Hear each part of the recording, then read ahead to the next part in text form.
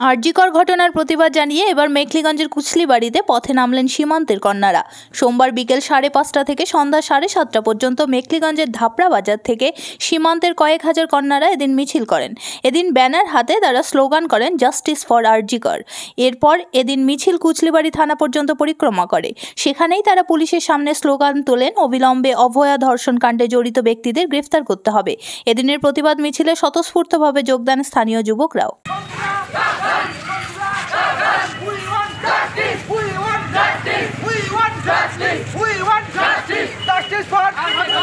Justice for